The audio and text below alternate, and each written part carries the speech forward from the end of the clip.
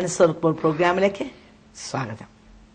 ഇന്നത്തെ നമ്മുടെ അതിഥിയായി കടന്നു വന്നിരിക്കുന്നത് റോസമ്മ തോമസ് ആണ്. റോസമ്മ കഴിഞ്ഞ 9 വർഷത്തോളമായി ഞങ്ങളോടൊപ്പം ഇവിടെ താമസിച്ച് കർത്താവിൻ്റെ വേലയുടെ ഒരു ഭാഗമായി നിങ്ങൾക്കെല്ലാം വേണ്ടി പ്രാർത്ഥിക്കുന്ന പെൺകുട്ടികളിൽ ഒരാളാണ് റോസമ്മ. രാപ്പകലായി 24 hours നമുക്കിവിടെ പ്രയർ ടവറുണ്ട്. ഇവിടെ വളരെ ഡെഡിക്കേറ്റഡ് ആയിട്ട് കർത്താവിൻ്റെ വേലയുടെ ഒരു വലിയ ഭാഗമാണല്ലോ പ്രാർത്ഥന. അങ്ങനെ അതിൽ ചുമല് കൊടുത്തുകൊണ്ടിരിക്കുന്നു. റോസമ്മയിൽ തന്നെ അനുഭവം നമുക്ക് ശ്രമിക്കാവുന്നതാണ്. ഞാൻ CSC ബാക്ക്ഗ്രൗണ്ടിലാണ് ജനിച്ചു വളർത്തപ്പെട്ടത്. മാതാപിതാക്കന്മാർക്ക് ഞങ്ങൾ 2 മക്കളായിരുന്നു. എന്റെ മൂത്ത ഒരു സഹോദരനുണ്ട്. ചെറുപ്രായത്തില് ഞങ്ങൾ വളരെ സന്തോഷകരമായിട്ടാണ് ഞങ്ങളുടെ ഭവനാന്തരീക്ഷം മുൻപോട്ട് പോയിക്കൊണ്ടിരുന്നത്. എന്നാൽ പെട്ടെന്ന് ഞങ്ങളുടെ ബാല്യകാലത്ത് തന്നെ ഞങ്ങളുടെ കുടുംബത്തിലേക്ക് വലിയൊരു സന്തോഷത്തെ കെടുത്തിക്കളയുന്ന തരത്തിലുള്ള ഒരു അവസ്ഥ കടന്നു വരുവാനായിട്ട് ഇടയായി തീർന്നു. അതായത് എന്റെ മാതാവ് പെട്ടെന്ന് മാനസികമായിട്ട് ഒരു അസ്വസ്ഥതയാൽ ഭാരപ്പെട്ടു. എന്താണ് കാരണമെന്ന് ഞങ്ങൾക്ക് അറിയില്ലായിരുന്നു. എന്നാൽ അത് മുഖാന്തരം എന്റെ മാതാവിനെ സഹോദരങ്ങളുടെ വീട്ടിലേക്ക് കൊണ്ടുപോയി. റോസമ്മയ്ക്ക് എത്ര വയസ്സുണ്ടായിരുന്നു? എനിക്കിപ്പോ അന്ന് ഒരു 11-12 ഇയേഴ്സ് ഉണ്ട്. അപ്പോൾ ആ സമയത്ത് പിന്നെ മാതാവില്ലാതെ പിതാവിന്റെ സംരക്ഷണയിലാണ് ഞങ്ങള് കഴിഞ്ഞത്. ഞങ്ങളുടെ വിദ്യാഭ്യാസത്തിന്റെ ഒരു നല്ല സമയമായിരുന്നു അന്നേരം. എങ്കിലും പിതാവിന്റെ സംരക്ഷണയിൽ ഞങ്ങളെ വിദ്യാഭ്യാസമൊക്കെ ചെയ്യുവാനായിട്ട് ഇടയായി ചേർന്നു. പക്ഷെ മാതാവില്ലാത്ത ഒരവസ്ഥയിൽ ഞങ്ങൾക്ക് മനസ്സ് തുറന്നൊന്ന് സന്തോഷിക്കുവാനോ അങ്ങനെയുള്ളതായിരിക്കുന്ന അവസ്ഥയിൽ ഞങ്ങൾക്ക് കഴിഞ്ഞിരുന്നില്ല. പിന്നെ കുറച്ച് നാളുകൾക്ക് ശേഷം മാതാവ് വീണ്ടും മടങ്ങി വന്നു. എന്നാൽ കാര്യമായ വ്യത്യാസമൊന്നും ഉണ്ടായിരുന്നില്ല. മാതാവ് മാനസിക രോഗമായിരുന്നു. അപ്പൊ അതിൽ കാര്യമായിട്ടുള്ള വ്യത്യാസം ഒന്നും കണ്ടിരുന്നില്ല. എങ്കിലും മാതാവ് ഞങ്ങളുടെ കൂടെ ഉള്ളത് കൊണ്ട് ഞങ്ങൾക്ക് ഒരു ആശ്വാസമായിരുന്നു. എന്നാൽ ഞങ്ങളുടെ വിദ്യാഭ്യാസം എന്റെ സഹോദരൻ BA വരെ പഠിച്ചു. ഞാൻ പ്രീ ഡിഗ്രി കഴിഞ്ഞ് ഹിന്ദി വിദ്വാൻ വരെ പഠിക്കുവാൻ ദൈവം സഹായിച്ചു. അതിന്റെ ശേഷം എന്റെ സഹോദരൻ ഭവനത്തില് പഠനം കഴിഞ്ഞ് തിരികെ വന്നതിന്റെ ശേഷം അമ്മയിൽ ഉണ്ടായിരുന്നത് പോലെ ചില വ്യത്യാസങ്ങൾ എന്റെ സഹോദരനിൽ കാണുവാൻ തുടങ്ങി. അപ്പോൾ അത് എന്താണ് എന്ന് ചിന്തിച്ചിട്ടും ഒന്നും മനസ്സിലാക്കുവാനായിട്ട് കഴിയാത്ത ഒരു സാഹചര്യമായിരുന്നു. എന്നാൽ ഡോക്ടേഴ്സിന്റെ അടുത്ത് ഒന്നും കൊണ്ടുപോകാൻ പറ്റിയിരുന്നില്ല ആ സാഹചര്യത്തില്. അപ്പോൾ പെട്ടെന്ന് ക്രമേണ അതൊരു വൈരാഗ്യ ബുദ്ധിയായി എന്റെ സഹോദരനിൽ അത് വളർന്നു വരുവാനായിട്ടിടയായി. അങ്ങനെ അത് പിതാവിനോടുള്ള ഒരു വൈരാഗ്യമായി, എന്നോടുള്ള ഒരു വൈരാഗ്യമായിട്ട് അത് തീർന്നു. അങ്ങനെ ഞങ്ങളുടെ കുടുംബത്തില് വളരെ തകർച്ചയുടെ ഒരു അവസ്ഥയിലേക്ക് ഞങ്ങൾ മാറ്റപ്പെട്ടു. അപ്പോൾ ഒരിടത്തും ഒരു സമാധാനം കിട്ടത്തില്ല. ഞങ്ങളെ ആരും സഹായിക്കുവാനില്ല. സഹോദരങ്ങളൊക്കെ വന്നു കണ്ടു പോകുമെന്നതിലുപരി അവർ കാര്യമായിട്ടൊന്നും ഞങ്ങൾക്ക് വേണ്ടി ചെയ്യാൻ പറ്റാത്ത ഒരു സാഹചര്യത്തിലായിരുന്നു. എന്നാൽ അതിന്റെ മധ്യത്തിൽ ദൈവത്തോട് പ്രാർത്ഥിക്കുവാനും ഒക്കെ ദൈവം സഹായിച്ചു. CSI ബാക്ക്ഗ്രൗണ്ടിലായിരുന്നു. ദൈവത്തോട് പ്രാർത്ഥിക്കും, പള്ളിയിൽ പോകും. എന്നാൽ യഥാർത്ഥമായിട്ട് ദൈവത്തോട് ഈ രക്ഷ അല്ലെങ്കിൽ സ്നാനം ഇതിനെ കുറിച്ചൊന്നും അറിയില്ലായിരുന്നു. എങ്കിലും പ്രാർത്ഥിക്കുമായിരുന്നു. ആ പ്രാർത്ഥനയുടെ ഫലമായിട്ട് ദൈവം അങ്ങനെ ബലത്തോടെ നിർത്തി. എന്നാൽ ഈ പ്രശ്നങ്ങൾ ഇങ്ങനെ രൂക്ഷമായിക്കൊണ്ടിരുന്നു. അത് മുഖാന്തരം എന്റെ പിതാവ് വീട് വിട്ടിറങ്ങുവാനിടയായി ചേർന്നു. എന്ന് പറഞ്ഞാൽ ഈ ബ്രദറിന്റെ കാരണം കൊണ്ടോ? അതെ, ബ്രദറും പിതാവുമായിട്ട് ചേരത്തില്ല. അവരെപ്പോഴും കാണുമ്പോൾ വൈരാഗ്യ ബുദ്ധിയോടെ പ്രവർത്തിക്കുക. ഏതാണ്ട് ഒരു കൊലപാതകത്തിന്റെ അത്രത്തോളം വക്കിലെത്തിയപ്പോൾ എന്റെ പിതാവിനെ അതിനെക്കുറിച്ച് പറഞ്ഞു. എന്ന് പറഞ്ഞാല് പ്രത്യേകിച്ച് കാരണമൊന്നുമില്ല, പറയുന്നത് നിങ്ങൾ മുഖാന്തരമാണ് ഇങ്ങനെ ഒരു അവസ്ഥ വന്നത് എന്നുള്ള ഒരു ചിന്ത എന്റെ സഹോദരന്റെ ഹൃദയത്തിൽ കടന്നുകൂടിയിട്ട് അത് ഇങ്ങനെ വളർന്നു വന്നു. അത് ഞങ്ങൾ 2 പേരോടും ഇങ്ങനെ അത് തീർക്കുകയായിരുന്നു. അങ്ങനെ അത് ഉപദ്രവം ചെയ്യുന്ന ഒരു സാഹചര്യത്തിലേക്ക് മാറ്റപ്പെട്ടു. പിതാവ് വീട് വിട്ടുപോയ അന്ന് പ്രത്യേകിച്ച് വല്ലതും നടന്നു? അന്ന് എന്ന് പറഞ്ഞാല് പിതാവിനെ പതിയിരുന്ന് ഇങ്ങനെ ഉപദ്രവിക്കാൻ ശ്രമിക്കുന്ന ഒരു അവസ്ഥയിലെത്തി. അതിൽ നിന്ന് ദൈവം അത്ഭുതകരമായിട്ട് എന്റെ പിതാവിനെ വിടുവിച്ചു. എന്നാൽ അതിന്റെയൊക്കെ നടുവില് ഞാൻ ദൈവത്തോട് വളരെയധികം നിലവിളിക്കുമായിരുന്നു. എന്ന് പറഞ്ഞാല് ദൈവം മാത്രമേ അന്ന് എനിക്ക് ഒരു ആശ്രയമായിട്ട് ഉണ്ടായിരുന്നുള്ളൂ. പിതാവ് വീട്ടിൽ നിൽക്കാൻ വയ്യാത്ത അവസ്ഥ, മാതാവിന് മാനസിക രോഗം, അതെ, ഇതുപോലെ രൂക്ഷമായി നിൽക്കുന്ന സഹോദരൻ, ഇതിന്റെ ഇടയ്ക്ക് റോസമ്മ. അതെ, എനിക്ക് അന്ന് ദൈവം മാത്രമേ ആശ്രയമായിട്ടുണ്ടായിരുന്നുള്ളൂ. അപ്പോൾ ഞാൻ ദൈവത്തോട് പ്രാർത്ഥിച്ച് അങ്ങനെ സഹിച്ചു നിൽക്കും. എന്നാൽ എന്റെ പിതാവ് വീട് വിട്ട് ഇറങ്ങിയത് ഈ രൂക്ഷമായ അവസ്ഥയിലാണ്. അതിനു മുൻപ് പ്രശ്നങ്ങൾ ഉണ്ടായിട്ടുണ്ട്. അതിന്റെ നടുവിൽ എന്റെ പിതാവ് എന്നെ തന്റെ സഹോദരന്മാരുടെ ഭവനത്തിൽ കൊണ്ടേ നിർത്തുമായിരുന്നു. എന്നാൽ അവിടെ കടന്നു ചെല്ലുമ്പോൾ ഒരാഴ്ച അവരൊരുമിച്ച് സന്തോഷിക്കും. എന്നാൽ എനിക്ക് ഭവനത്തെ കുറിച്ച് ഓർക്കുമ്പോൾ സന്തോഷിക്കുവാനോ ഒരു സമാധാനമോ എന്റെ ജീവിതത്തിൽ ലഭിച്ചിരുന്നില്ല. കുറച്ചു നാൾ അവിടെ നിന്നിട്ട് ഞാൻ വീണ്ടും ഭവനത്തിലേക്ക് മടങ്ങി വരും. എന്നാൽ അന്ന് കഴിയുമ്പോൾ അവസ്ഥയ്ക്ക് ഒരു വ്യത്യാസവും ഉണ്ടായിരുന്നില്ല. അങ്ങനെ ഞാൻ 2 സഹോദരങ്ങളുടെ ഭവനങ്ങളിലായി മാറി മാറി നിന്നു. അതിന്റെ ശേഷം അവിടെ കടന്നു വന്നതിന് ശേഷമാണ് ഞാൻ യഥാർത്ഥമായ രക്ഷ എന്തെന്ന് എനിക്ക് മനസ്സിലാക്കുവാനായിട്ട് ഇടയായി തീർന്നത്. അങ്ങനെ ഞാൻ സ്നാനപ്പെടുവാനായിട്ട് ഇടയായി തീർന്നു. സഹോദരങ്ങളുടെ വീട്ടിൽ പോയിട്ട് അവരൊക്കെ നേരത്തെ തന്നെ വിശ്വാസത്തിലായിരുന്നു. ഞങ്ങളുടെ പപ്പായുടെ ഞങ്ങളുടെ കുടുംബം മാത്രമാണ് വിശ്വാസത്തിൽ വരാതിരുന്നത്. അപ്പോൾ റോസമ്മയുടെ ജീവിതത്തില് പിതാവ് വീട് വിട്ടു പോയി കഴിഞ്ഞുള്ള നിങ്ങളുടെ ജീവിതം എങ്ങനെയായിരുന്നു? പിതാവ് വീട് വിട്ടു പോയി കഴിഞ്ഞതിന്റെ ശേഷം പിതാവ് പുറത്തു നിന്ന് വീട്ടിൽ അന്വേഷിക്കും ഒക്കെ ചെയ്യുമായിരുന്നു. സഹോദരൻ പുറത്ത് ജോലിക്കൊന്നും പോകത്തില്ലായിരുന്നു.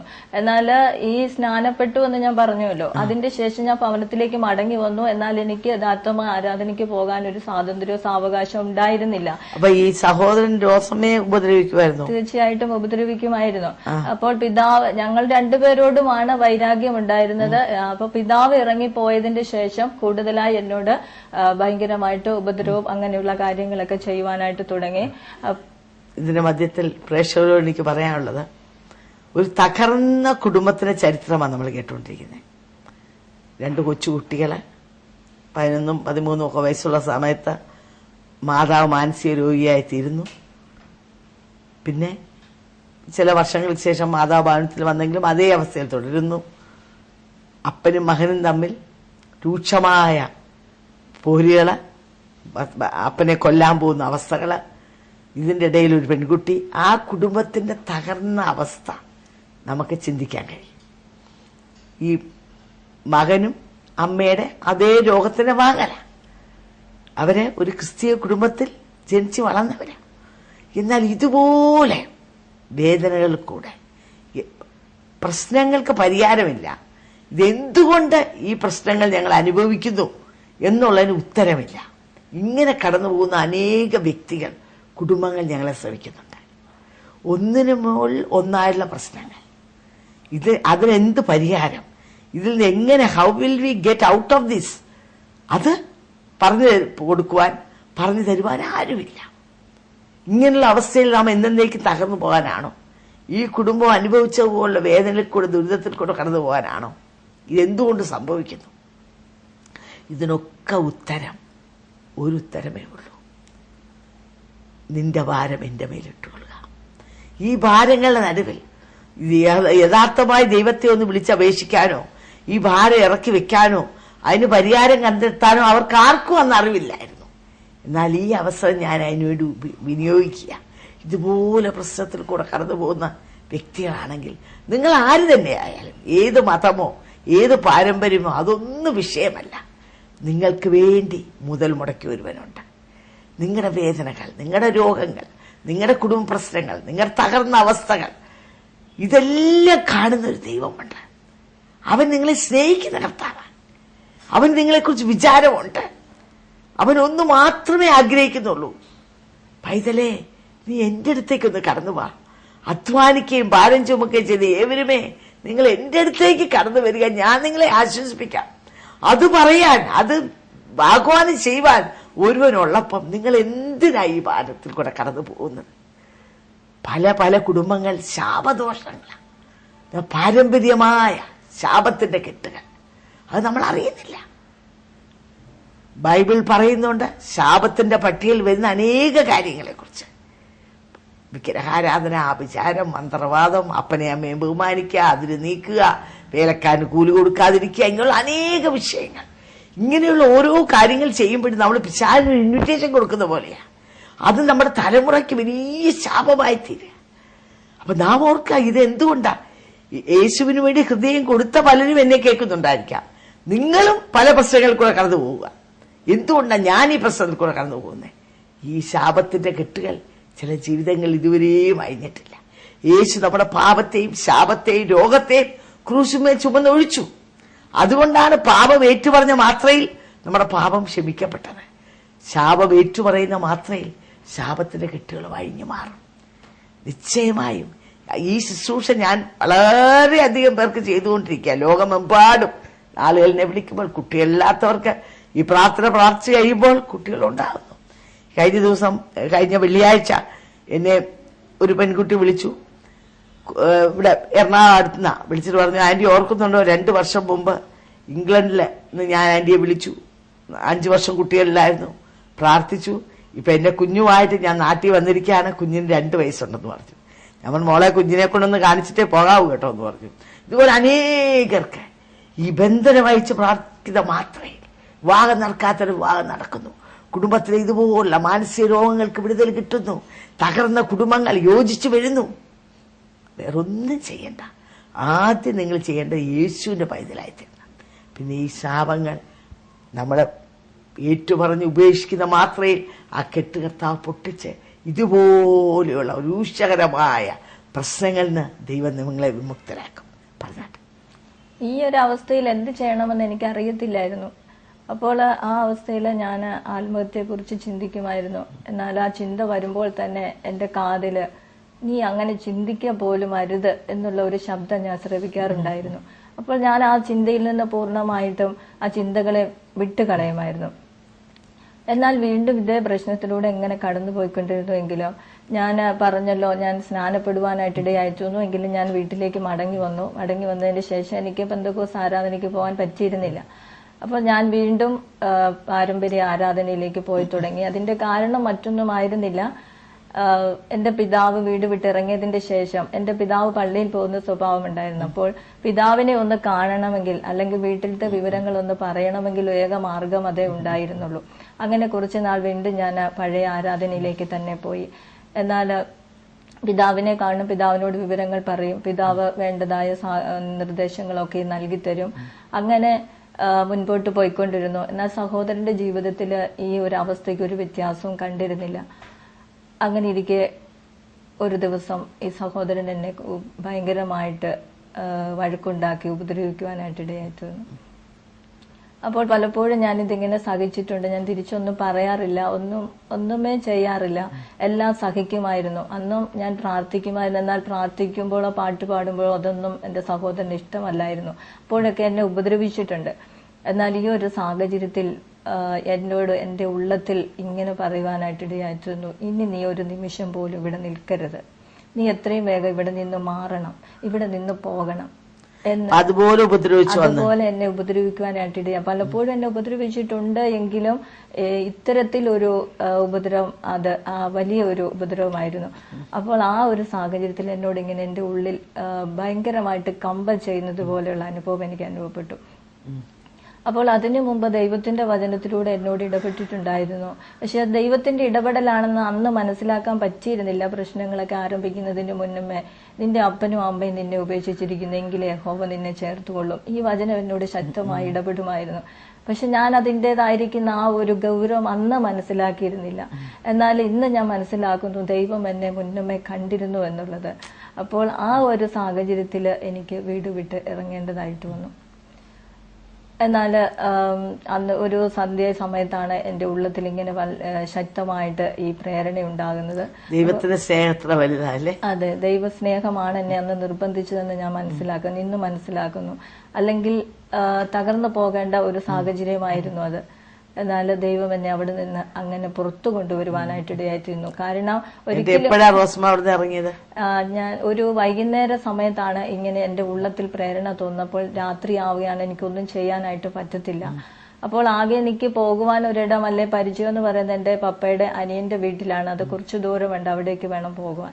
അപ്പോൾ രാത്രിയാണ്, ഞാൻ എന്ത് ചെയ്യുമെന്നോർത്ത് ഞാൻ വളരെ രാത്രികാലം കാത്തിരുന്നു. നേരം വെളുപ്പിച്ചു എന്ന് വേണമെങ്കിൽ പറയാം. നേരം വെളുത്തപ്പോൾ തന്നെ എൻ്റെ സഹോദരൻ സിറ്റിക്ക് പോവാറുണ്ട്. അങ്ങനെ പോയ സമയത്ത് എനിക്ക് അത്യാവശ്യം എന്ന് പറഞ്ഞാൽ അത്യാവശ്യം മാത്രം സാധനങ്ങൾ എടുത്തുകൊണ്ട് ഞാൻ വീട് വിട്ടിറങ്ങുവാനായിട്ടിടയായിത്തീർന്നു. അങ്ങനെ ഞാൻ എൻ്റെ പാപ്പൻ്റെ, അതായത് പപ്പയുടെ അനിയൻ്റെ ഭവനത്തിലേക്ക് കടന്നു വന്നതിൻ്റെ ശേഷം പിന്നെ പ്രാർത്ഥനയിലും അങ്ങനെ മുൻപോട്ട് പോയിക്കൊണ്ടിരുന്നു.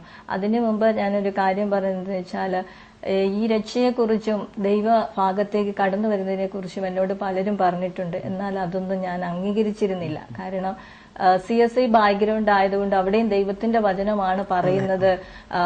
അത് എല്ലാം ഇവിടെ ഉണ്ട് എന്നുള്ള ഒരു മറുപടിയാണ് ഞാൻ അവർക്കൊക്കെ കൊടുത്തിട്ടുണ്ടായിരുന്നത്. എന്നാൽ എന്റെ പാപ്പനൊക്കെ ഇങ്ങനെ പറയുമ്പോൾ ഞാൻ അങ്ങനെ തന്നെയാണ് അവരോട് പറഞ്ഞിരുന്നത്. എന്നാൽ ഒടുവിൽ എനിക്ക് മനസ്സിലായി എന്റെ ദൈവം എന്നെ കണ്ടിരുന്നു എന്നുള്ളത്. എവിടെയാണെങ്കിലും ദൈവവുമായി അടുക്കുക, അതെ, അത് ആണ് നമുക്ക് ആവശ്യം, അല്ലേ? അതെ. അപ്പോൾ പാപ്പന്റെ വീട്ടിൽ വരുവാനും പിന്നെ അവരൊരുമിച്ച് ആരാധനയ്ക്ക് പോകുവാനും ഒക്കെ ദൈവം സഹായിച്ചുകൊണ്ടിരുന്നു.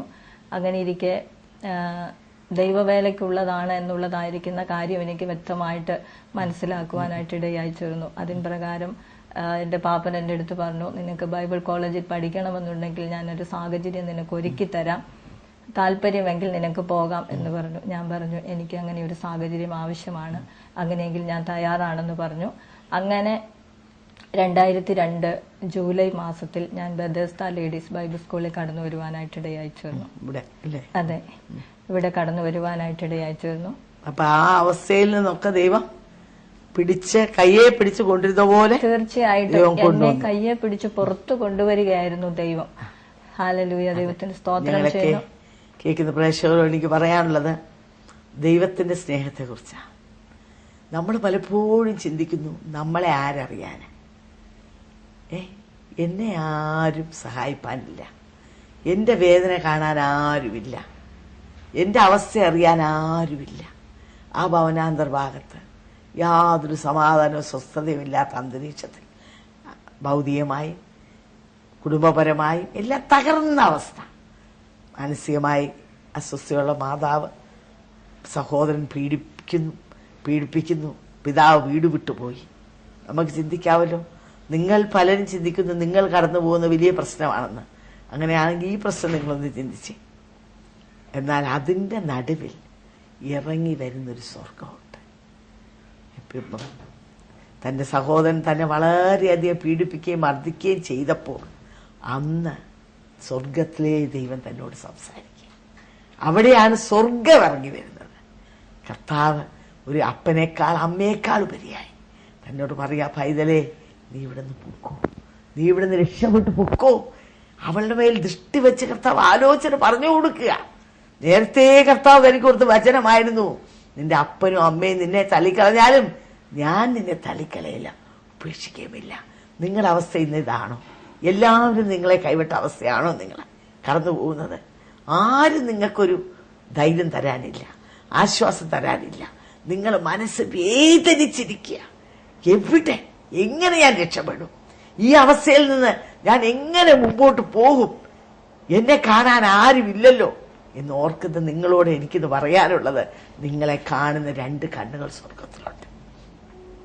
അവൻ നിങ്ങളെ നയിക്കുവാൻ, നിങ്ങളെ ഗൈഡ് ചെയ്യുവാൻ, നിങ്ങൾ നടക്കേണ്ട വഴി നിങ്ങളെ കാണിച്ചു തരുവാൻ നിശ്ചയമായി റോസമ്മേ അത് കാണിച്ചു കൊടുത്ത് ദൈവശബ്ദം കേൾപ്പിച്ചെങ്കിൽ നിങ്ങളുടെ ഈ ക്രിട്ടിക്കൽ മോമെന്റിൽ, ഈ സാഹചര്യത്തിൽ കർത്താവ് നിങ്ങൾക്ക് വഴി കാണിച്ചു തരും. പക്ഷെ നിങ്ങൾ സമ്പൂർണമായി നിങ്ങളെ അങ്ങോട്ട് ഏൽപ്പിച്ച് കൊടുക്കണം. കർത്താവേ, എന്റെ നിസ്സഹായ അവസ്ഥ, എന്നെ സഹായിപ്പാൻ മറ്റാരുമില്ലല്ലോ, ദൈവമേ നീ എന്നെ നടത്തണമേ, നീ എന്നെ കൈക്ക് പിടിച്ച് നടത്തണമേ എന്ന് നിങ്ങൾക്ക് അവനോട് ഹൃദയംഗമായൊന്ന് പ്രാർത്ഥിക്കാൻ കഴിയുമോ? നിശ്ചയമായി കർത്താവ് നിങ്ങളെ വഴി നടത്തും. നിങ്ങളുടെ ഇപ്പോൾ നിങ്ങൾ മുങ്ങിത്താന്നുകൊണ്ടിരിക്കുന്ന അവസ്ഥ, ഈ മുങ്ങിത്താണ് 3-ാം പ്രാവശ്യം മുങ്ങിപ്പൊങ്ങി വരുമ്പം ഒരു കയറിട്ട് തന്നാൽ വേണേ പിടിച്ച് രക്ഷപ്പെടാം, അല്ലേ എന്ന് പറഞ്ഞ പോലെ നിങ്ങൾ ഇനി ആശയ്ക്കൊരു വഴിയുമില്ലെന്ന് പറഞ്ഞ് മുങ്ങി 3-ാം പ്രാവശ്യം പൊങ്ങി വരുന്ന നിങ്ങളോട് എനിക്ക് പറയാനുള്ളത്, സുവിശേഷമാകുന്ന ഈ കയറ് കർത്താവ് നിങ്ങൾക്ക് ഇട്ട് തരിക.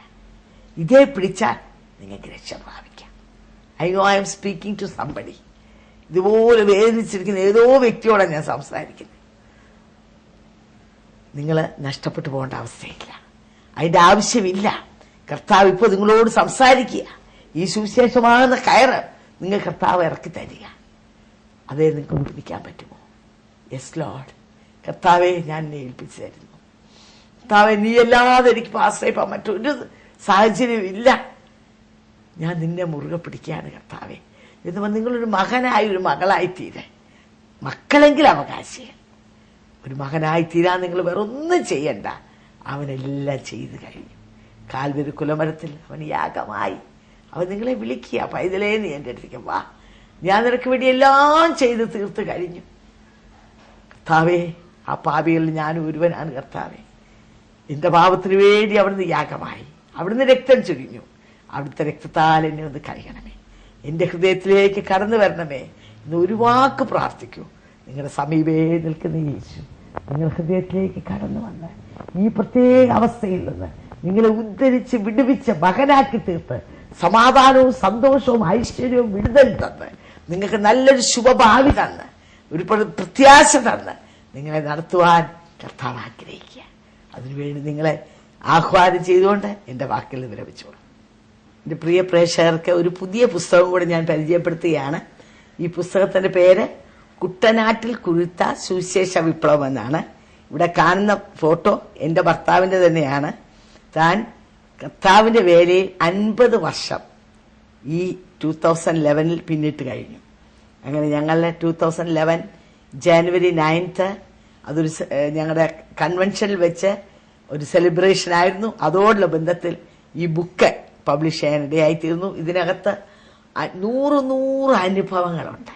ഇതെല്ലാം അനേക ചെറുപ്പക്കാരെ, സുവിശേഷ വേലക്കാരെ ഉത്തേജിപ്പിക്കുന്ന, അനേക വിശ്വാസികൾക്ക് ഉത്തേജനം നൽകുന്ന ഒരു ബുക്കാണിത്. ഈ പുസ്തകം നിശ്ചയമായി നിങ്ങൾക്കൊരു വലിയ അനുഗ്രഹമായിരിക്കും.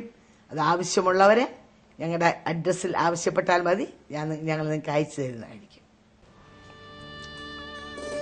സ്വർഗം തികച്ചും യാഥാർത്ഥ്യം എന്നുള്ള ഈ പുസ്തകം നിങ്ങളെ പരിചയപ്പെടുത്തുന്ന എനിക്ക് വളരെ സന്തോഷമുണ്ട്. ചില നാളുകൾക്ക് മുമ്പ് ഈ ബുക്ക് ഞാനൊന്ന് ഇൻട്രൊഡ്യൂസ് ചെയ്തതാണ്.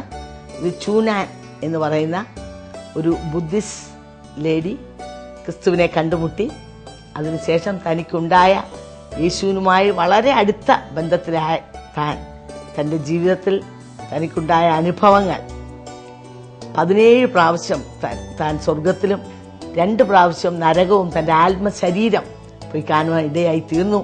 ആ അനുഭവങ്ങളാണ് ഈ പുസ്തകത്തിൽ പങ്കുവച്ചിരിക്കുന്നത്. ഇംഗ്ലീഷിൽ നിന്ന് ഹെവൻ ഈസ് സോ റിയൽ എന്നുള്ള ആ ബുക്ക് മലയാളത്തിലേക്ക് തർജ്ജമ ചെയ്യുവാൻ, തമിഴിലേക്കും ഒക്കെ തർജ്ജമ ചെയ്യാനുള്ള ഭാഗ്യം എനിക്ക് ലഭിച്ചു.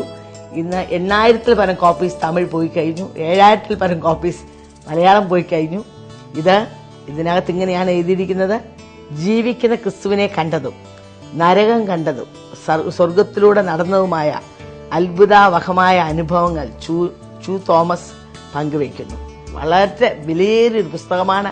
ഇത് വായിച്ച അനേകം തമിഴ്നാട്ടിൽ നിന്നും കേരളത്തിന്റെ വിവിധ ഭാഗങ്ങളിൽ നിന്ന് വിളിച്ച് വളരെ താങ്ക് ചെയ്യാനിടയാ. ആൻറ്റി, അത് ആൻറ്റി മലയാളത്തിൽ ട്രാൻസ്ലേറ്റ് ചെയ്തുകൊണ്ട് അല്ലെ തമിഴിൽ ചെയ്തുകൊണ്ടല്ലേ ഞങ്ങൾക്ക് വായിക്കാൻ ഒത്തത് എന്ന് പറഞ്ഞ് അവരുടെ ജീവിതത്തെ തന്നെ ആകെ രൂപാന്തരപ്പെടുത്തിയെന്ന് പറയാൻ ഇടയായിത്തീർന്നു. നിങ്ങൾക്കും ഇത് വായിക്കാൻ ഒരു സുവർണ അവസരമാണ്. ഞങ്ങളുടെ അഡ്രസ്സിൽ നിങ്ങൾ അല്ലെങ്കിൽ ഞങ്ങളുടെ കോൺടാക്ട് നമ്പറിൽ ഞങ്ങളെ കോൺടാക്ട് ചെയ്താൽ നിങ്ങൾക്ക് ഈ പുസ്തകം അയച്ചു തരുന്നതായിരിക്കും. അതുപോലെ തന്നെ ഞാൻ എഴുതിയ മറ്റൊരു പുസ്തകമാണ് പോരിന്റെ ആയുധങ്ങളെക്കാൾ മികവുള്ളത്.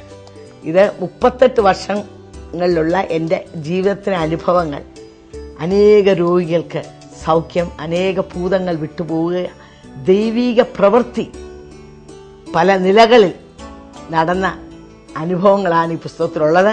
അതുപോലെ തന്നെ ഈ പുസ്തകവും ആയിരങ്ങൾക്ക് കഴിഞ്ഞ ഒരു വർഷത്തോടകം അനുഗ്രഹമായി തീർന്നു. ഇതിവിടെ ഇന്ത്യയിൽ മാത്രമല്ല, ഇത് മലയാളത്തിലും ഇംഗ്ലീഷിലും ഉണ്ട്. Better than the weapons of വാർ എന്നാണ് ഇംഗ്ലീഷിലെ ആ ബുക്കിന്റെ പേര്. ഇത് ഓസ്ട്രേലിയ, കാനഡ, ഇംഗ്ലണ്ട്, അമേരിക്ക രാജ്യങ്ങളിലൊക്കെ ചൂടപ്പം പോലെ കഴിഞ്ഞ നാളിൽ പോവുകയുണ്ടായി. ആയിരക്കണക്കിന് കോപ്പീസ് പോയി കഴിഞ്ഞു. അപ്പം എൻ്റെ ഈ പ്രോഗ്രാം ശ്രവിക്കുന്ന പ്രേക്ഷകർക്കും എൻ്റെ അവസരം ഞാൻ തരികയാണ്. നിശ്ചയമായി നിങ്ങൾ കോൺടാക്ട് ചെയ്താൽ ഞങ്ങൾ ഈ പുസ്തകം അയച്ചു തരുന്നതായിരിക്കും. ഈ പ്രോഗ്രാം നിങ്ങൾക്ക് തീർച്ചയായും ഒരു അനുഗ്രഹമായി തീർന്നെന്ന് ഞങ്ങൾ വിശ്വസിക്കുന്നു. നിങ്ങൾക്ക് എന്തെങ്കിലും അഭിപ്രായങ്ങളോ പ്രാർത്ഥന വിഷയങ്ങളോ ഉണ്ടെങ്കിൽ ഞങ്ങളുമായി ബന്ധപ്പെടുക. ഞങ്ങളുടെ മേൽവിലാസം: new India church of God, Bethesda communications, Chingavanam, Kottayam. Phone number 0481-243-0329, 653339. Mobile number 9447578202. Email ID mariamathampi@yahoo.com. അടുത്ത ആഴ്ച ഇതേ സമയം വീണ്ടും കാണാം. ദൈവം നിങ്ങളെ അനുഗ്രഹിക്കട്ടെ.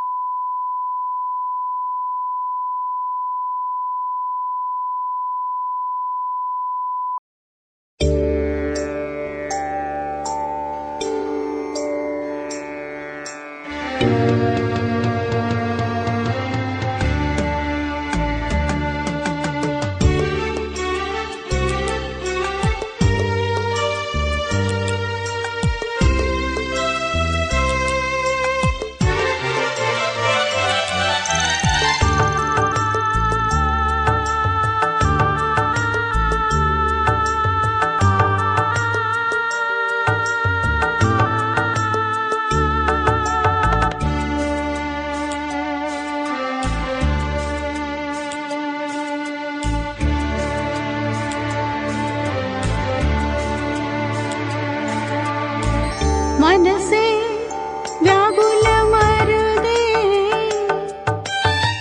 കരുതാൻ നിനക്കവൻ മനമടുത്തുണ്ട്. മനസ്സേ വ്യാകുലമരുതേ, കരുതാൻ നിനക്കവൻ മനമടുത്തുണ്ട്. കണ്ണുകൾ കാൺമതില്ല, കാതുകൾ കേൾപ്പതില്ല. കണ്ണുകൾ കാൺമതില്ല, കാതുകൾ കേൾപ്പതില്ല. ഒരു ഹൃദയത്തിലും അത് തോന്നിയിട്ടില്ല.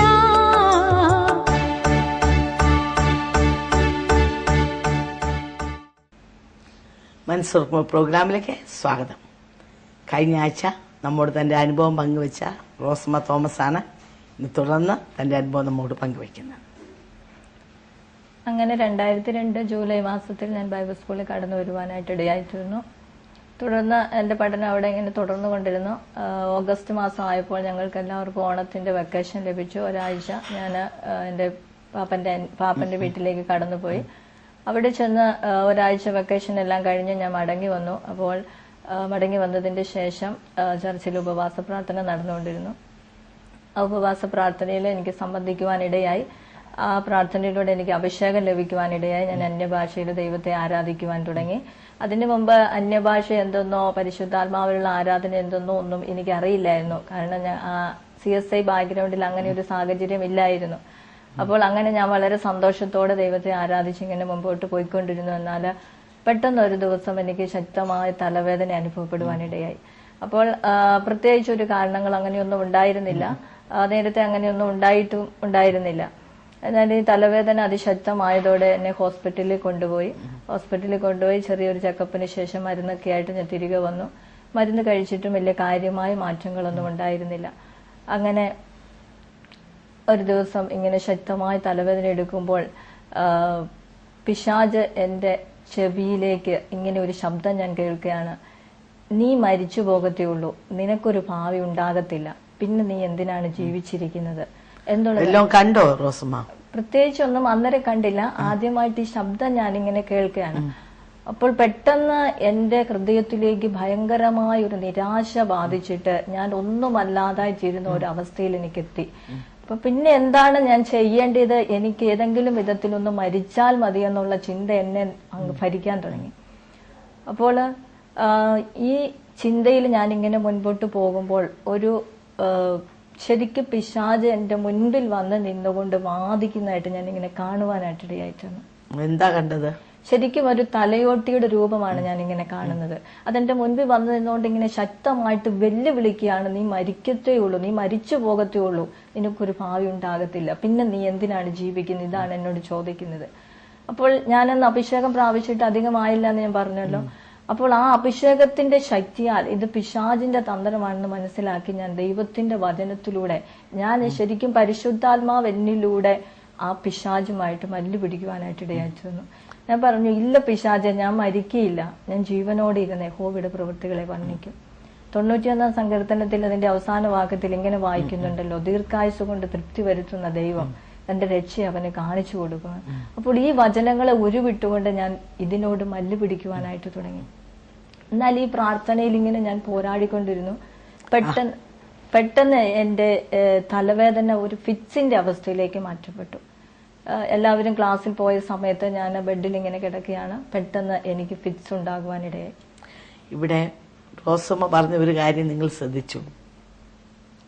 പിശാച നേരിട്ട് വന്ന് തന്നോട് വെല്ലുവിളിക്കുക, തന്നോട് പറയാണ്, നീ മരിച്ചു പോകും, നീ ജീവിക്കത്തില്ല, പിന്നെ നീ എന്തിനാണ് എന്തെങ്കിലും ചെയ്യുന്നത് എന്ന് പറഞ്ഞുള്ള നിരാശയുടെ വാക്കുകൾ തൻ്റെ ഹൃദയത്തിൽ ഇട്ടുകൊടുക്കുന്നു. താൻ ആ ശബ്ദം കേൾക്കുന്നു.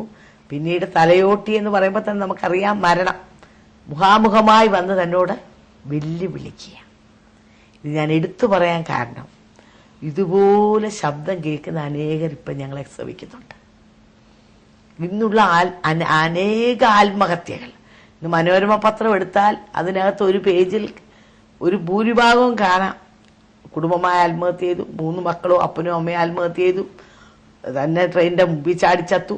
ഇങ്ങനെയുള്ള അനേക ആത്മഹത്യകളുടെ ചരിത്രമാണ് നമ്മൾ വായിച്ചുകൊണ്ടിരിക്കുന്നത്. എങ്ങനെയാ ഇവർ ആത്മഹത്യ ചെയ്യുന്നേ? ഒത്തിരി പേരോട് ഞാൻ സംസാരിച്ചിട്ടുണ്ട്. അവരെല്ലാം പറയുന്നത്, ഞാൻ ഈ ശബ്ദം കേട്ടു. കഴിഞ്ഞ ദിവസം എന്നോടൊരു വ്യക്തി പറഞ്ഞു, നല്ല സുമുഖനായ നല്ല ഒരു വ്യക്തിയാ, എല്ലാം ഉള്ള നല്ല ജോലിയുള്ള ഒരു വ്യക്തിയാ. താൻ ഒരു നിരാശ വന്നു. താൻ പറഞ്ഞു, ഞാൻ ഈ റെയിൽവേ ട്രാക്കിൽ കൂടെ പോയി ട്രെയിനിന്റെ മുമ്പിൽ എടുത്ത് ചാടാൻ തുടങ്ങി. അപ്പൊ ഈ നിരാശയുടെ വാക്കുകൾ പിശാച് പറയുക, നീ ഇനി ജീവിച്ചിട്ട് കാര്യമില്ല, നിന്റെ ജീവിതത്തിൽ വലിയ അർത്ഥമൊന്നുമില്ല.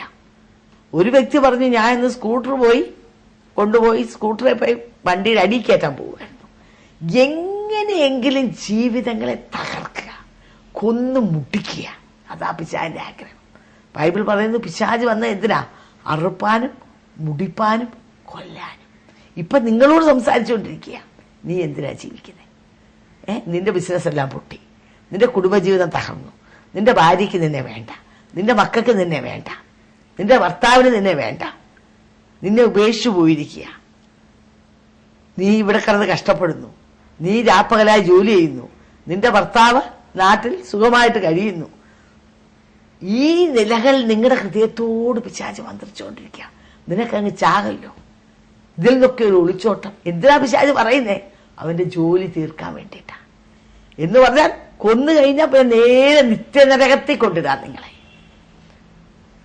കർത്താവ് നിങ്ങളോട് ഇടപെടുകയും നിങ്ങളെ ഈ ദൈവസ്നേഹത്തിലേക്ക് കൊണ്ടുവരികയും ആ നിത്യ സൗഭാഗ്യത്തിന് അവകാശിയാക്കി തീർക്കുകയും ചെയ്തു പോയെങ്കിലും അതിനു മുമ്പ് നിങ്ങളുടെ ജീവിതത്തെ തകർത്ത് മുടിക്കുക എന്നുള്ള പിശാചാണ്. ഒരിക്കലും നിങ്ങൾ ആ ശബ്ദം കേൾക്കരുത്. ഇവിടെ റോസമ്മ പറഞ്ഞല്ലോ, താൻ അതിനോട് പൊരുതി. ഈ പിശാച് നമ്മളോട് സംസാരിക്കുമ്പോൾ അവനെ ജയിക്കാനുള്ള ഏറ്റവും വലിയ ആയുധം ദൈവത്തിന്റെ മാറ്റമില്ലാത്ത വചനമാണ്.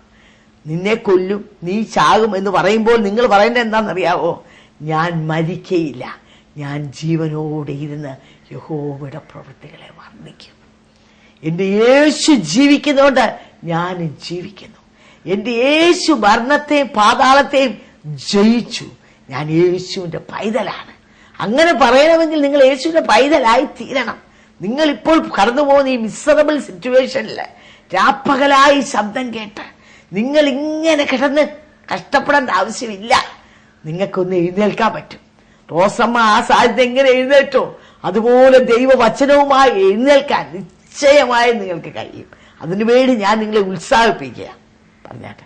അങ്ങനെ ഫിറ്റ്സ് വന്നോന്ന് ഞാൻ പറഞ്ഞല്ലോ. അതിന്റെ ശേഷം എന്നെ ഹോസ്പിറ്റലിൽ കൊണ്ടുപോകാനിടയായി.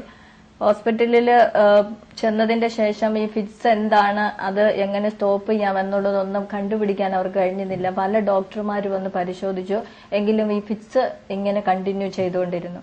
അതിന്റെ ഇടയ്ക്ക് ഒരു ഡോക്ടർ കടന്നു വന്നിട്ട് ഒരു മരുന്ന് ഇഞ്ചെക്ട് ചെയ്തു. ഇഞ്ചെക്ട് ചെയ്തപ്പോൾ തന്നെ പെട്ടെന്ന് ഫിറ്റ്സ് നിന്നു. പിന്നീടാണ് എന്നെ കൂടുതലായിട്ട് പരിശോധിക്കുന്നത്. അപ്പോൾ അങ്ങനെ വിശദമായിട്ട് പരിശോധിച്ചപ്പോഴാണ് ബ്രെയിൻ ട്യൂമർ ആണ് എന്ന് മനസ്സിലാക്കുവാൻ കഴിഞ്ഞത്. എന്നുവെച്ചാൽ ബ്രെയിൻ ട്യൂമർ അതിൻ്റെതായിരിക്കുന്ന ആ ഒരു വലിയ അവസ്ഥയിൽ എത്തിത്തീർന്നു. അതാണ് ഭയങ്കരമായിട്ട് തലവേദന ഉണ്ടാകുവാനായിട്ടിടയായത്. എന്നാൽ ഡോക്ടർമാർ പറഞ്ഞു, നിങ്ങൾ അടുത്ത നടപടി ചെയ്തോ, ഒരു രക്ഷയുമില്ല, അറിയിക്കേണ്ടിയവരെയൊക്കെ അറിയിച്ചോളൂ എന്നിങ്ങനെ പറഞ്ഞു. എന്നാൽ എൻ്റെ കൂടുതൽ വന്നവരെല്ലാം വളരെ വിഷമത്തിലായി. കാരണം എനിക്ക് ദൈവമല്ലാതെ മറ്റാരും സഹായത്തിനില്ല. കാരണം ഞാൻ വന്ന സാഹചര്യം ഞാൻ മുൻപേ പറഞ്ഞുവല്ലോ. അപ്പോൾ ആ ഒരു സാഹചര്യത്തിൽ ഞാൻ ഈ അവസ്ഥയിൽ കിടക്കുന്നു. പക്ഷെ ദൈവം ലോകസ്ഥാപനത്തിന് മുൻപേ എന്നെ കണ്ടിരുന്നു എന്ന് ഞാൻ ഇന്ന് മനസ്സിലാക്കി. ഞാൻ ദൈവത്തെ സ്തുതിക്കുന്നു. ആ സമയത്ത് ഓപ്പറേഷൻ ചെയ്താലും രക്ഷപ്പെടത്തില്ല. ഏത് വലിയ ഹോസ്പിറ്റലിൽ കൊണ്ടുപോയാലും നിങ്ങൾ പൈസ ചെലവാക്കാമെന്നേ ഉള്ളൂ എന്ന് പറഞ്ഞു. എങ്കിലും പ്രിയ തമ്പിച്ചായം കടന്നു വന്ന് എനിക്ക് വേണ്ടി പ്രാർത്ഥിച്ചു, വിശ്വാസത്തോടെ പ്രാർത്ഥിച്ചു. ഈ കുട്ടിയെ ഓപ്പറേഷൻ ചെയ്യണം, ചെയ്താൽ ദൈവം വിടുവിക്കുമെന്ന് വിശ്വസിക്കുന്നു, അതുകൊണ്ട് ഓപ്പറേഷൻ ചെയ്യണം എന്ന് പറയുവാനായിട്ടിടയായിരുന്നു. എന്നാൽ ഈ കോട്ടയം മെഡിക്കൽ സെന്ററിലാണ് എന്നെ ആദ്യമായിട്ട് കൊണ്ടുപോയത്. എന്നാൽ അവിടെ എന്നെ ഒന്ന് കിടത്തുവാൻ പോലും അവര് സമ്മതിച്ചിരുന്നില്ല. കാരണം അവർക്ക് അത് അസാധ്യമായിരുന്നു. എന്നാൽ മനുഷ്യനാൽ അസാധ്യം, ദൈവത്താൽ സാധ്യം. ആ ഒരു അവസ്ഥയിൽ ഡോക്ടർമാരോട് പറഞ്ഞു, ഈ കുട്ടി ഇവിടെ 2 ദിവസം കൂടി നിങ്ങൾ ഇവിടെ കിടത്തിയേ പറ്റത്തുള്ളൂ. അതിന്റെ ശേഷം ഞാൻ ഓപ്പറേഷനുള്ള അറേഞ്ച്മെന്റ്സ് ചെയ്തതിന്റെ ശേഷം ഞാൻ തിരിച്ചു കൊണ്ടുപോയിക്കോളാം എന്ന് തമ്പിച്ചായം പറയുവാനായിട്ടിടയായിരുന്നു. അതിന്റെ ശേഷം ആ 2 ദിവസം കൂടി ഞാൻ ആ ഹോസ്പിറ്റലിൽ കിടക്കുവാനിടയായി. അപ്പോൾ എനിക്ക് വേണ്ടി എൻ്റെ കൂട്ടു സഹോദരിമാര്, സഭ, അറിയാവുന്ന ദൈവജനം മൊത്തം എനിക്ക് വേണ്ടി പ്രാർത്ഥിച്ചുകൊണ്ടിരുന്നു. ദൈവത്തിന്റെ വചനത്തിൽ ഇങ്ങനെ പറയുന്നുണ്ടല്ലോ, സഭയുടെ ശ്രദ്ധയേറിയ പ്രാർത്ഥന വളരെ ഫലിക്കുന്നു. ആ പ്രാർത്ഥനയുടെ ഫലമാണ് ദൈവം ഇന്നെന്നെ ഈ ഒരവസ്ഥയിൽ എത്തിക്കുവാനായിട്ടിടയായി തീർന്നത്. അങ്ങനെ ദൈവജനം ഒരുമിച്ച് പ്രാർത്ഥിച്ചതിന്റെ ഫലമായിട്ട് ദൈവം അത്ഭുതം പ്രവർത്തിക്കുവാനായിട്ടിടയായി തീർന്നു. എങ്കിലും ഓപ്പറേഷൻ ചെയ്യണമെന്നുള്ളതായ ആ ഒരു ആവശ്യമുള്ളത് കൊണ്ട് വിശ്വാസത്തോടെ എന്നെ തൃശ്ശൂര് ഹാർട്ട് ഹോസ്പിറ്റലിലേക്ക് കൊണ്ടുപോകാനിടയായി തീർന്നു. അവിടെ പ്രശസ്തനായ ഡോക്ടർ ജോർജ് കോവൂരാണ് എന്നെ ഓപ്പറേഷൻ നടത്തുവാനിടയായത്. ഡോക്ടറും എനിക്ക് വേണ്ടി പ്രാർത്ഥിച്ചു, അനേക ദൈവമക്കളും എനിക്ക് വേണ്ടി പ്രാർത്ഥിച്ചു. അങ്ങനെ ഓപ്പറേഷൻ എന്നെ കഴിച്ച് അസാധ്യമെന്ന് പറഞ്ഞ സ്ഥാനത്ത് ദൈവം എന്നെ വിടുവിക്കുവാനായിട്ടിടയായി തീർന്നു. എന്നാൽ ഓപ്പറേഷന്റെ സമയത്തും പല അസാധ്യതകളും മുൻപേ കടന്നു വന്നുവെങ്കിലും അതിനെല്ലാം തരണം ചെയ്യുവാൻ ദൈവം സഹായിച്ചു. ഓപ്പറേഷൻ ചെയ്തുകൊണ്ടിരിക്കുമ്പോൾ തന്നെ ശക്തമായ ബ്ലീഡിങ് തലച്ചോറിനുള്ളിൽ ഉണ്ടാകുകയും അങ്ങനെ വളരെ ഭാരപ്പെട്ടു. ഉടൻ തന്നെ പ്രാർത്ഥനയ്ക്കായി വിളിച്ചു പറഞ്ഞു. അങ്ങനെ ദൈവജനം പ്രാർത്ഥിച്ചു. എല്ലാവരും എനിക്ക് വേണ്ടി പ്രാർത്ഥിച്ചു. തമ്പിച്ചായനും ആന്റിയും എല്ലാവരും എനിക്ക് വേണ്ടി പ്രാർത്ഥിച്ചു. അങ്ങനെ എൻ്റെ ഓപ്പറേഷൻ സക്സസ് ആയി തീർന്നു. ദൈവം എനിക്ക് അത്ഭുതകരമായിട്ട് വിടുതൽ തന്നു. റോസമ്മ നമ്മുടെ മുമ്പിൽ ഇരിക്കുന്ന ഒരു അത്ഭുത സാക്ഷിയാണ് എന്ന് പറഞ്ഞാല്, താൻ പറഞ്ഞല്ലോ തന്റെ ഭവനത്തിലൊന്നുമില്ല, എല്ലാവരും തള്ളപ്പെട്ട്, എന്നാൽ യേശു തന്നെ സ്നേഹിച്ച് തന്നെ ഞങ്ങളുടെ അടുത്ത് കൊണ്ടുവന്നു. റോസമ്മ എൻ്റെ മോളാണ്. എനിക്ക് അനേക പെൺപിള്ളേർ ഇതുപോലെ ഉണ്ട്. അതിലൊരു മോളാണ് റോസമ്മ. കഴിഞ്ഞ 9 വർഷത്തോളമായി ഞങ്ങളോടൊപ്പം താമസിക്കുന്നു. ഇങ്ങനെ ഓപ്പറേഷൻ ചെയ്യുന്നെന്ന് പറഞ്ഞപ്പോൾ പറഞ്ഞ് 1 ലക്ഷത്തോളം രൂപ വേണം. അവരുടെ ഭവനത്തിൽ നിന്ന് 1 രൂപ പോലും കിട്ടാനുള്ള സാഹചര്യമില്ല. അപ്പൊ ഞങ്ങളും ഒരു വലിയ ഇതിന്റെ പ്രശ്നത്തിന്റെ വക്കിലായി. ഓപ്പറേഷൻ ചെയ്താൽ വിടുതൽ കിട്ടാൻ സാധ്യതയുണ്ട്, പക്ഷേ അത്രയും പൈസ എവിടെ നിന്നുണ്ടാകും? ഇവിടെ ബൈബിൾ സ്കൂളിൽ പഠിക്കാൻ വന്ന ഒരു പെൺകുട്ടി എന്നുള്ളത് കവിഞ്ഞ് നമുക്ക് വേറെ ഒന്നുമില്ല. പക്ഷെ ഒരു ജീവന്റെ വില. ഞാൻ പറഞ്ഞു, ദൈവമേ, ഞങ്ങൾ ഇതിൽ നിന്ന് ഏതായാലും പുറമോട്ട് പോകത്തില്ല. എങ്ങനെയെങ്കിലും കാശ് നിശ്ചയമായും ദൈവത്തിന് തരാൻ കഴിയും. പക്ഷെ ഒരു ജീവന്റെ വില വലുതാ. ഒരു പെൺകുട്ടിയുടെ ജീവനാണ് ഇതിൽ കിടന്ന് ഇങ്ങനെ ഊഞ്ഞാലാടുന്നത്. ഏതായാലും അതിന് വളരെ പ്രാർത്ഥിച്ച് കർത്താവ് കാര്യങ്ങൾ ക്രമീകരിച്ച് ഓപ്പറേഷൻ നടക്കാനും ഓപ്പറേഷൻ തിയേറ്ററിൽ വെച്ച് തന്നെ കുന്നുകളയാൻ പിശാച് പ്ലാൻ ചെയ്തു. എന്നാൽ ഇന്ന് ദൈവത്തിന് വേണ്ടി ജീവിക്കുന്ന ഒരു സാക്ഷിയായിട്ട് ഇന്ന് റോസമ്മ നമ്മുടെ മധ്യത്തിലായിരിക്കുക. അവളെ കാണുമ്പോൾ നമുക്ക് വളരെ സന്തോഷമുണ്ട്. അവളെ കാണുമ്പോൾ ദൈവസ്നേഹമാണ് എനിക്ക് കാണാൻ കഴിയുന്നത്. ദൈവം ഓരോ ജീവിതങ്ങളെ സ്നേഹിക്കുന്നതും അവരെ ഉദ്ധരിക്കുകയും അവരെ വിടുവിക്കുകയും അവരെ കർത്താവിന് വേണ്ടി ഒരുക്കിയെടുക്കുകയും ചെയ്യുന്ന അവന്റെ അളവറ്റ സ്നേഹം. റോസമ്മ പറഞ്ഞാട്ടെ. അങ്ങനെ എനിക്ക് ഒരു കാര്യം കൂടി അതിൽ നിന്ന് മനസ്സിലാക്കുവാനായിട്ട് ഇടയായി. ദൈവം കരുതുന്ന ദൈവമാണ്. നമുക്ക് ആരുമില്ല എന്നോർത്ത് ഭാരപ്പെടേണ്ട ആവശ്യമില്ല. ദൈവം നമുക്ക് വേണ്ടി എല്ലാം കരുതുന്ന ദൈവമാണ്. കാരണം ഞാൻ ബൈബിൾ സ്കൂളിൽ കടന്നു വരുമ്പോൾ കേവലം 10 രൂപ മാത്രമാണ് എൻ്റെ കയ്യിലുണ്ടായിരുന്നത്. എന്നാൽ എൻ്റെ ഓപ്പറേഷൻ സമയത്ത് ദൈവം അത്ഭുതം പ്രവർത്തിച്ചു. പ്രിയ ആന്റിയിലൂടെയും തമ്പിച്ചായനിലൂടെയും ആ കാര്യങ്ങൾ നിർവഹിക്കുവാനായിട്ട് ഇടയായി തീർന്നു. അതിന്റെ ശേഷം ഞാൻ തിരികെ വന്നു.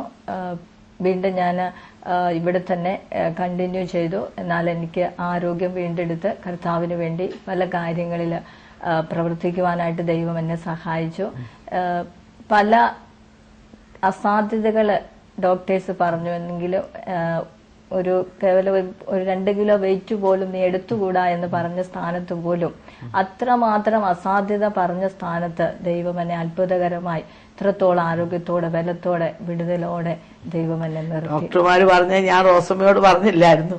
ഡോക്ടർമാര് പറഞ്ഞത് ഒരു 7 വർഷം അറ്റ് ദ മോസ്റ്റ് പോവും എന്നാണ് അവര് വിധി എഴുതിയത്. എന്നാൽ ഇപ്പൊ 8 വർഷം കഴിഞ്ഞു അല്ലേ?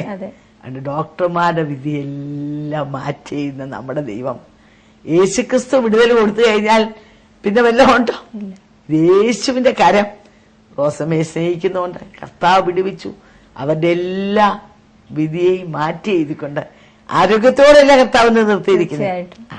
അപ്പൊ ഇപ്പൊ റോസമ്മ മുമ്പോട്ട് പോകുന്നത് ദൈവത്തിന്റെ ശബ്ദം കേട്ടുകൊണ്ടല്ലേ പോകുന്നത്? തീർച്ചയായിട്ടും. അപ്പൊ അതെല്ലാം പറഞ്ഞേ പ്രേക്ഷകർക്ക് ഒരു ബലത്തിന് വേണ്ടി. ആ സമയങ്ങളിൽ എന്റെ അവസ്ഥ എന്ന് പറയുന്നത് വല്ലാത്ത ഒരു ചിന്താക്കുഴപ്പം എനിക്കുണ്ടായിരുന്നു. കാരണം ഭയങ്കരമായ ഒരു സാഹചര്യമായിരുന്നു എന്റെ ആ സാഹചര്യത്തില്.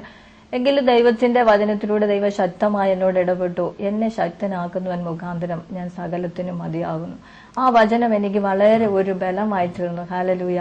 കാരണം നമ്മുടെ ബലഹീനതയിൽ തികഞ്ഞു വരുന്നത് ദൈവത്തിന്റെ ശക്തിയാണ് എന്നെനിക്ക് മനസ്സിലാക്കുവാനായിട്ടിടയായി. അതുപോലെ ദൈവത്തെ ആരാധിക്കുന്നതിൽ ഞാൻ കൂടുതലായിട്ട് ഉത്സാഹം കാണിച്ചിരുന്നു. കാരണം എന്റെ സാധ്യതയിലെ കൈകൾ അടിച്ചുകൂടാ, ഉച്ചത്തിൽ സംസാരിച്ചുകൂടാ, ഇങ്ങനെയൊക്കെയുള്ളതായ കാര്യങ്ങൾ ഉണ്ടായിരുന്നു. എങ്കിലും എനിക്ക് ദൈവത്തെ ആരാധിക്കാതിരിക്കാൻ പറ്റത്തില്ലായിരുന്നു. കാരണം അവൻ എന്റെ ജീവിതത്തിൽ ചെയ്തത് അത്ര വലിയ ഒരു കാര്യമാണ്. കാരണം ആദ്യം ദൈവം എന്നോട് ഇടപെട്ട് നിന്റെ അപ്പനും അമ്മയും നിന്നെ ഉപേക്ഷിച്ചിരിക്കുമെങ്കിൽ യഹോവ നിന്നെ ചേർത്തുകൊള്ളു. ആ ഒരു കാര്യം എന്റെ ജീവിതത്തിൽ അർത്ഥവത്തായി തീർന്നു. ഇന്ന് ഞാൻ മനസ്സിലാക്കുന്നു, അമ്മയുടെ ഉദരത്തിൽ പിണ്ടാകാരമായിരുന്നപ്പോൾ തന്നെ എന്റെ ദൈവം എന്നെ കണ്ടു. അതുകൊണ്ട് ദൈവം എനിക്ക് വേണ്ടി ചില വഴികൾ ഒരുക്കി വെച്ചു. ദൈവം എന്നെ വിടുവിച്ചു. പിശാച് എത്രമാത്രം വെല്ലുവിളി ഉയർത്തിയാലും അതിനൊന്നും ഒരു സ്ഥാനമില്ല. ദൈവം എന്നെ വിടുവിക്കും എന്നുള്ളതായിരിക്കുന്ന ആ ഉറപ്പ് എനിക്ക് ലഭിക്കുവാനായിട്ട് ഇടയായി തീർന്നു. ഇന്ന് ഞാൻ ആ ദൈവത്തിൽ ഉറച്ചു വിശ്വസിക്കുന്നു. ദൈവം എന്നോട് പലപ്പോഴും ദൈവത്തിന്റെ വചനത്തിലൂടെ ഇടപെടും. വിശ്വസിച്ചാൽ നീ ദൈവത്തിന്റെ മഹത്വം കാണും. ഹല്ലേലൂയ. അപ്പോൾ ഏതൊരു അസാധ്യതയാണ് നമ്മുടെ മുൻപിലെന്ന് നമുക്ക് തോന്നിയാലും ദൈവം അതിനെ സാധ്യമാക്കി തീർക്കുന്ന ദൈവമാണ്. ഉറച്ചു വിശ്വസിക്കുവാൻ ദൈവം എന്റെ ജീവിതത്തിൽ ഇടയാക്കി. ഇന്നിപ്പോൾ ഞാൻ വളരെ സന്തോഷത്തോടെ ഇവിടെ ആയിരിക്കുന്നു. കർത്താവിന്റെ വേലയോടുള്ള ഭാഗമായിട്ട് പ്രവർത്തിച്ചു കൊണ്ടിരിക്കുന്നു. 24 മണിക്കൂറും പ്രാർത്ഥിക്കുന്ന ഒരു പ്രയർ ടവർ ഇവിടെയുണ്ട്. അവിടെ അനേക വിഷയങ്ങൾക്ക് വേണ്ടി ഇതുപോലെ ഈ പ്രോഗ്രാം കണ്ട് വിഷയങ്ങൾ എഴുതി അറിയിക്കുന്ന അനേകരുടെ വിഷയങ്ങൾക്ക് വേണ്ടി പ്രേക്ഷകരോടൊന്ന് പറഞ്ഞേ, നിങ്ങൾക്കെല്ലാം വേണ്ടി ഞങ്ങൾ പ്രാർത്ഥിക്കുന്നുണ്ടെന്ന്. തീർച്ചയായിട്ടും നിങ്ങളുടെ വിഷയങ്ങൾക്ക് വേണ്ടി നിങ്ങൾ ഫോണിൽ കൂടിയും കത്തുകളിൽ കൂടിയും ഒക്കെയും അയക്കുന്ന വിഷയങ്ങൾക്ക് വേണ്ടി ഞങ്ങൾ ഇവിടെ പ്രാർത്ഥിക്കുന്നുണ്ട്.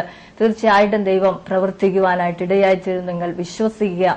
എന്റെ ജീവിതത്തിൽ അത്ഭുതം പ്രവർത്തിച്ച ദൈവം നിങ്ങളുടെയും ജീവിതത്തിൽ അത്ഭുതം പ്രവർത്തിപ്പാൻ മതിയായ ദൈവമാണ്. ഞാൻ ഒരിക്കൽ കൂടി ആ വചനം പറയട്ടെ, വിശ്വസിച്ചാൽ നീ ദൈവത്തിന്റെ മഹത്വം കാണും.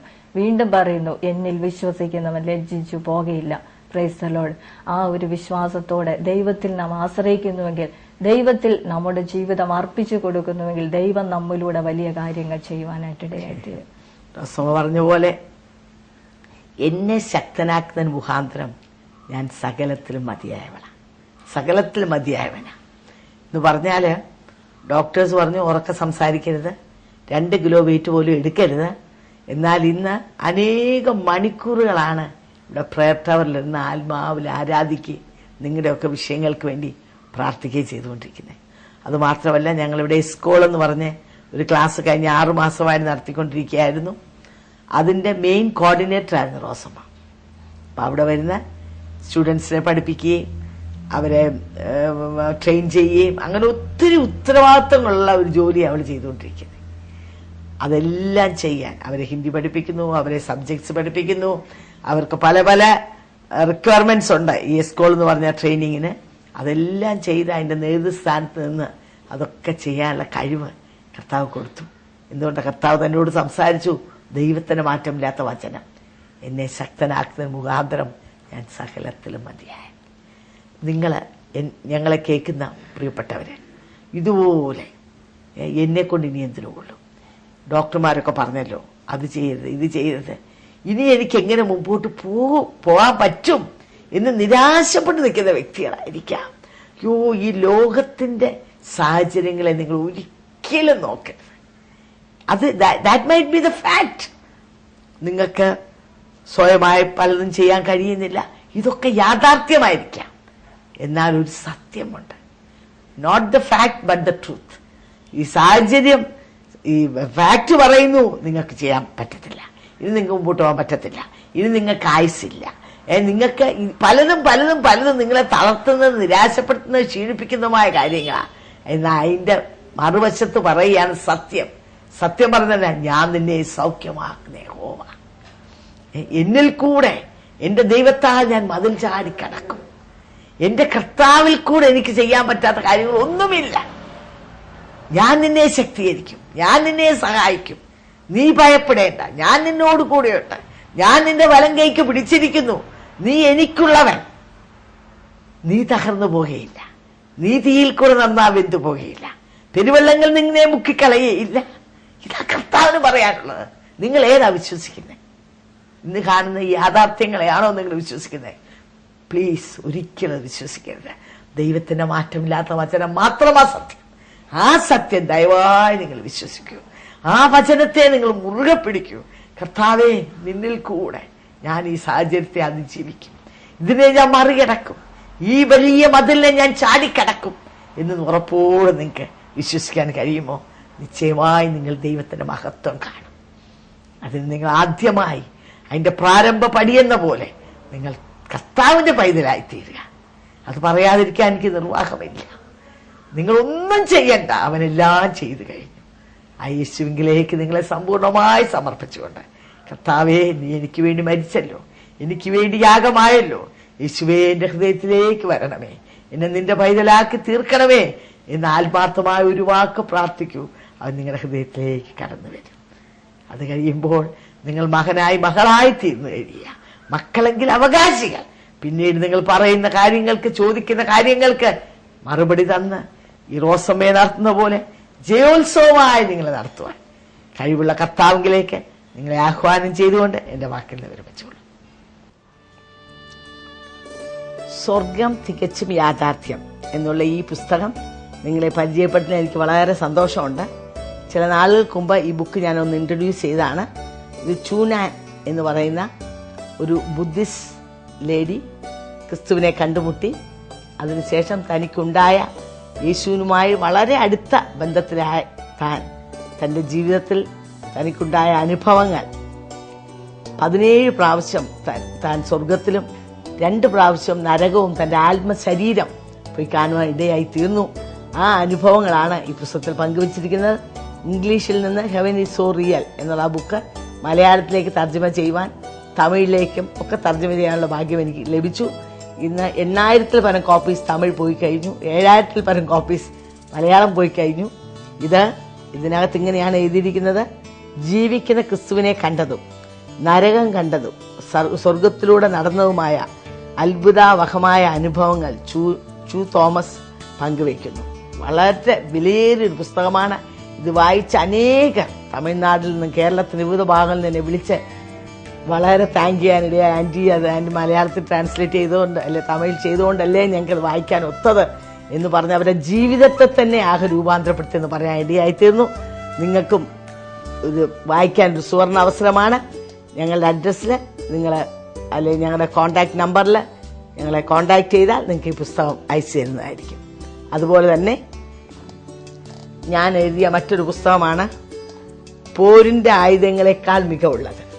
ഇത് 38 വർഷങ്ങളിലുള്ള എൻ്റെ ജീവിതത്തിലെ അനുഭവങ്ങൾ, അനേക രോഗികൾക്ക് സൗഖ്യം, അനേക ഭൂതങ്ങൾ വിട്ടുപോവുക, ദൈവിക പ്രവൃത്തി പല നിലകളിൽ നടന്ന അനുഭവങ്ങളാണ് ഈ പുസ്തകത്തിലുള്ളത്.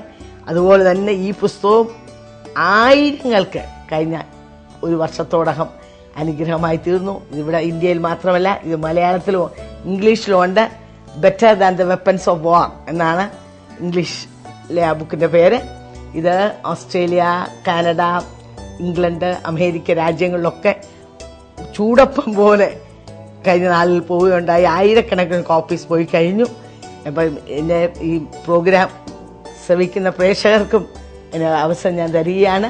നിശ്ചയമായി നിങ്ങൾ കോൺടാക്ട് ചെയ്താൽ ഞങ്ങൾ ഈ പുസ്തകം അയച്ചു തരുന്നതായിരിക്കും. ഈ പ്രോഗ്രാം നിങ്ങൾക്ക് തീർച്ചയായും അനുഗ്രഹമായി തീർന്നെന്ന് ഞങ്ങൾ വിശ്വസിക്കുന്നു. നിങ്ങൾക്ക് എന്തെങ്കിലും അഭിപ്രായങ്ങളോ പ്രാർത്ഥന വിഷയങ്ങളോ ഉണ്ടെങ്കിൽ ഞങ്ങളുമായി ബന്ധപ്പെടുക. ഞങ്ങളുടെ മേൽവിലാസം new India church of God, Bethesda communications, Chingavanam, Kottayam. Phone number 0481-243-0329, 653339. Mobile number 9447578202. Email ID mariammathampi@yahoo.com. അടുത്ത ആഴ്ച ഇതേ സമയം വീണ്ടും കാണാം. ദൈവം നിങ്ങളെ അനുഗ്രഹിക്കട്ടെ.